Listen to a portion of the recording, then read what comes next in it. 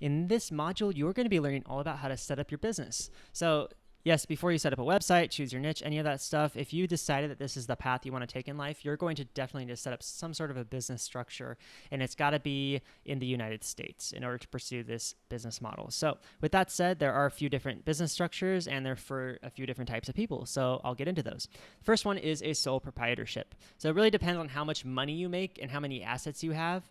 And if you don't make a whole lot of money right now and you don't have many assets, then a sole proprietorship is the best business model or best business type to start, because there's very little upfront investment needed to make a sole proprietorship. It's practically free depending on the state that you're in. And the only downside to it is that you're completely open to any kind of litigation. So if your business takes on debts and then those debts go unpaid, they can actually go after you and your assets, like if you own a house or something like that. So if you do own assets like a house, if you own stock investments, if you own a bunch of cash somehow, go for an LLC or an S-Corp, okay? And I'll get into those next. But for right now, most people watching this, you can just go with a sole proprietorship. It's totally the best way to start. It's how I started and operated for years, and it is fine. You're really doing a dropship business, an e-commerce business, using dropshipping. You're not going to have any upfront debts. You're going to be taking suppliers on. They're going to manage the product inventory for you, and all you're going to have to do is pay out monthly expenses for things like the Shopify hosting,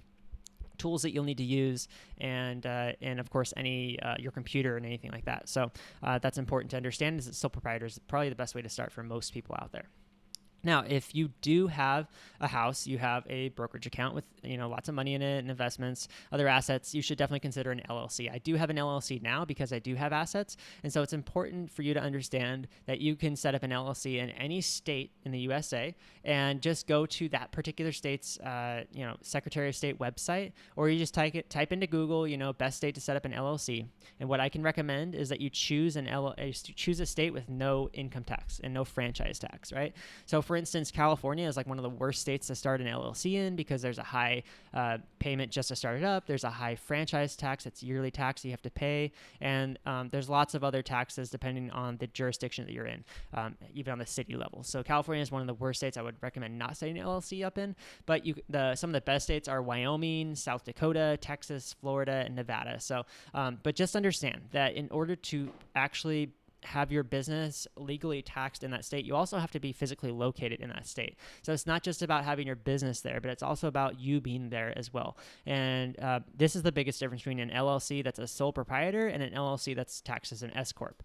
Okay, so the IRS is still going to look at you like a sole proprietor if you're a single member LLC and you're not taxed like an S-Corp. So you have to understand that they're going to be taxing you according to the state you live in, not the state you're businesses in. So yes, you only be taxed once, but you'll still be taxed on income tax if you live in California and your business is in Nevada, for instance. So what I suggest doing, if you can get yourself together to do this, is actually to go to the state you want to set up your business in that's income tax free, and go there for the minimum amount of time that they require for you to get a driver's license to actually set up residency. And we just learned one of the best places to do this is South Dakota, because you just need to go there for a one-night hotel stay, and then you can get a residency out there, a driver's license. So you're officially a resident of South Dakota, and then you can set up your business out there, and there's no state income tax. So having your personal residence and your business there makes it so that you can get taxed completely there, and you can be a sole proprietor LLC, and it'd be perfectly easy. If you do make quite a bit of money right now, and this is going to be a separate business for you, I do recommend setting up an S-Corp or an LLC taxed as an S-Corp. And that route is really important to understand, because you'll be setting yourself up as an employee of your business to pay yourself. So you'll be paying payroll taxes, you'll be paying taxes to the government as a W-4.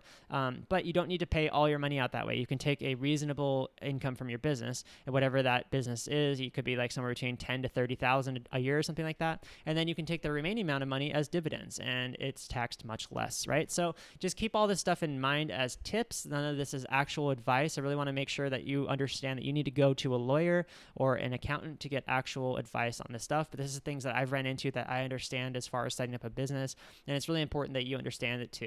So make sure that you make the right decision. Go and speak to a lawyer and accountant if you have assets. If you don't, just set up a sole proprietorship.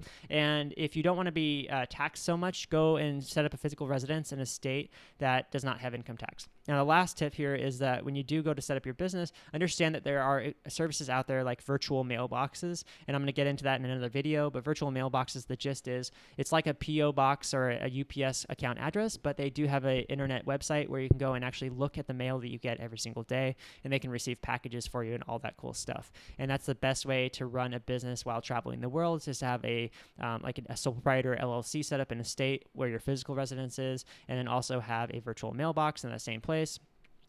Everything in one place, you get the triple benefits of having it super streamlined and easy to manage come tax time. All right, well, I hope you enjoyed this video, guys, and definitely go out and make sure you make the right decision for setting up your sole proprietor LLC or your S-Corp.